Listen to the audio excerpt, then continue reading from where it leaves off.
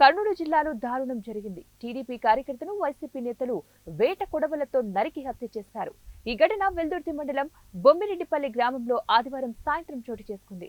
పోలీసులు తెలిపిన వివరాల ప్రకారం బొమ్మిరెడ్డిపల్లి గ్రామంలో పోలింగ్ రోజున వైసీపీ, టీడీపీ నాయకుల మధ్య చిన్నపాటి ఘర్షణ చోటు చేసుకుంది. వైసీపీ కార్యకర్తలను టీడీపీ నాయకులు కొట్టారు. ఈలోపు పోలీసులు వచ్చి చెదరగొట్టడంతో వివాదం సద్దుమణిగింది. ఆదివారం సాయంత్రం టీడీపీ కార్యకర్త గిరి తన సోదరునితో కలిసి వైసీపీ నాయకుడు రమేష్ ఇంటివైపు వెళ్లారు. ఇటువైపు ఎందుకు వచ్చారంటూ గిరిని రమేష్ నిలదీయడంతో మాటామాటా పెరిగింది. ఈ క్రమంలోనే రమేష్ తన అనుచరులతో కలిసి గిరి, ఆయన సోదరుడిపై వేట కొడవలతో దాడి చేశారు. గిరికి బలమైన గాయాలయ్యాయి. ఆయన సోదరుడు స్వల్ప గాయాలతో తప్పించుకున్నారు. తీవ్రంగా గాయపడిన గిరిని కుటుంబ సభ్యులు వెల్దుర్తి ప్రభుత్వ వైద్యశాలకు తీసుకెళ్లారు. వైద్యులు పరీక్షించి మృతి చెందినట్లు తెలిపారు. CI Suresh Kumar Reddy, SI P Chandrasekhar Reddy Bommireddypalli గ్రామానికి చేరుకుని సంఘటన స్థలాన్ని పరిశీలించారు. హత్యకు పాల్పడిన వారి వివరాలను తెలుసుకుని కేసు నమోదు చేశారు. ఎస్పీ జి కృష్ణకాంత్ గ్రామాన్ని సందర్శించారు. గ్రామంలో ఎలాంటి ఉద్రిక్తతలకు తావివ్వకుండా పోలీసు పికెట్ ఏర్పాటు చేశారు.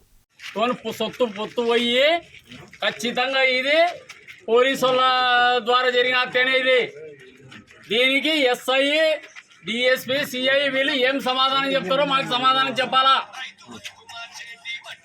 మేమైతే తీసుకుపోయి స్టేషన్ ముందరే పెడతాము, ధర్నా చేస్తాం, స్టేషన్ని ముట్టడిస్తాం, ఏం చేయాలో అది చేస్తాం. మాకు జరిగిన అన్యాయానికి దీనికి ఖచ్చితంగా పోలీసుల బాధ్యతనే వహించాలా.